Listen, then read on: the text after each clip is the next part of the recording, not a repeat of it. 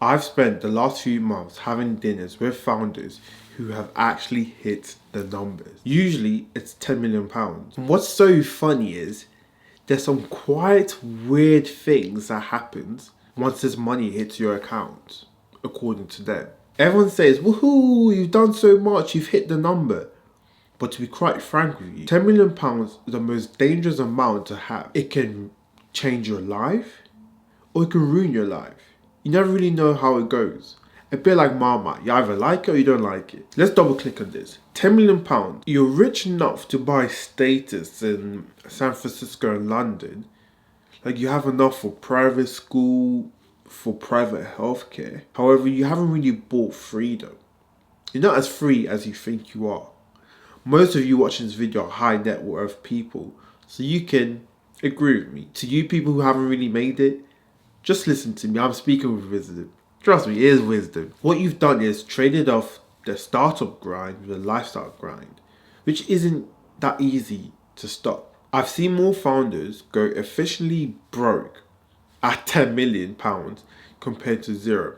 Mainly because their ego goes through the roof, the lifestyle goes through the roof, and they don't realise that £10 million is actually not that much money. Quick maths, everyone loves quick maths. Back of the envelope maths. 10 million at 5% yield is 500k pre-tax. Here's why that doesn't go far in London. Because in London, once you're at the high earner tax bracket, that 500k is basically 275k, if I'm not mistaken.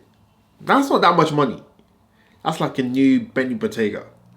It's not that much money. To be honest with you, in a decent home in Kensington or Mayfair or Chelsea, that's not that much money. So we need to get to a stage where you're doing more than 5% yield. When you go to Wellington type of dinners, round table, which they call it, we don't talk about getting rich. We talk about how to not peak at 35 years old to a point where you're managing your money, you're just scraping for the rest of your life.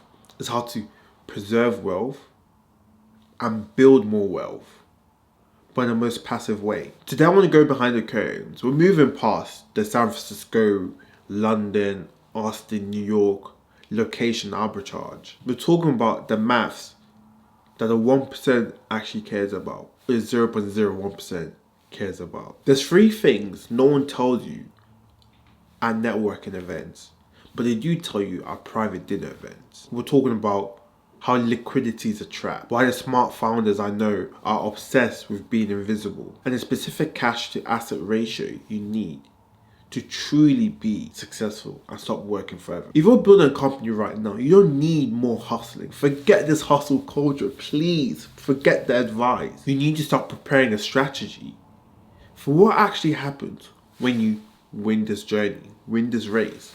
And that's all defined to what you describe as winning the race, because winning is different for everyone. Trust me. Winning may not just be a number of 50 million. It may be just get to spend time with your kids and your grandkids. Stick around, because if you don't understand the psychological shifts between rich and wealth, you're going to end up making a very, very expensive mistake. Let's look at numbers now. Listen, this overconsumption trap is a thing.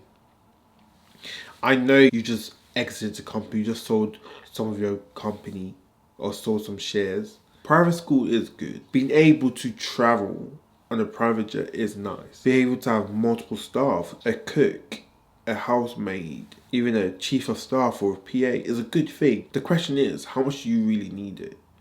Don't just start doing stuff that you see other rich people doing. Take your time. I believe private school is good. I went to a private school. I think the network ecosystem is crazy. The access to money is true. You being in an environment where there's always abundance mindset, not scarcity mindset, is a really good thing. But the question is, do you need to go to private school at 4 years old? Do you need to go to private school at 12 years old? Could you just go to private school before GCSE, so in year 9, to when you go to university? Private jets are good, as I said.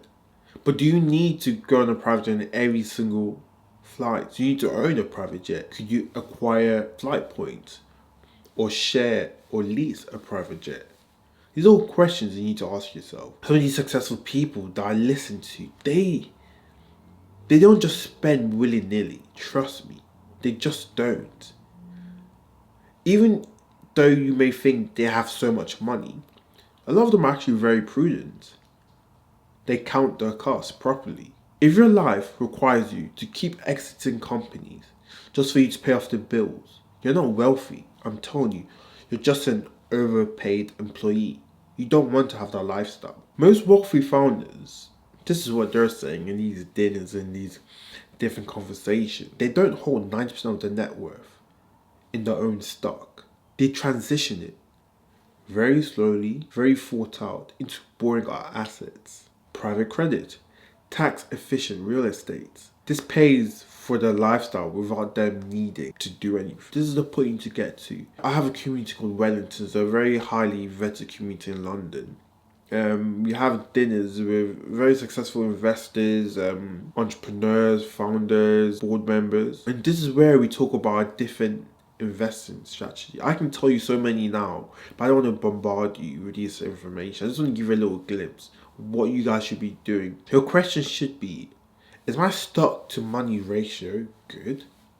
How much stock should I actually have? How much cash should I actually have? Where should I allocate my assets, my money? Hard assets or not so hard assets?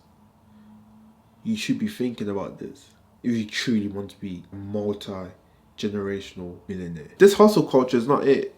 Listen, if you made 10 million from exit or from a cash flow company, keep going. You don't need to sell now. A lot of founders, they sell too early. I always listen to them talk about selling too early. No, to be honest with you, a lot of them say you can never regret selling. But sometimes they do sell too early. So if you can, wherever's making you money, keep it. Keep the cycle going. Trust me, keep it going. These people that I'm speaking to that are maybe not billionaires, but multi-millionaires. Some people I listen to that earn 8 figures, 9, 10 figures. They talk about generational companies. Not companies that everyone just think about exiting. No, companies that you can pass down to other generations. Maybe that's the route you should go through. Most generational wealth is preserved not by making more. There's a term called strategy of inaction, where the goal is to wait for a fat pitch every 3 years. You think of it, I know most of you may not be from America, but in baseball, I believe, I could be wrong, you see these batsmen, or even in cricket, they don't always swing. But where they have the high probability of hitting the ball, then they swing. That's how it should be when you become an investor, as you're trying to preserve your wealth. You're not living off $500,000, you're living off 22k per month of your assets. Any video they suggest here, I will highly recommend you to watch. YouTube algorithm is extremely good.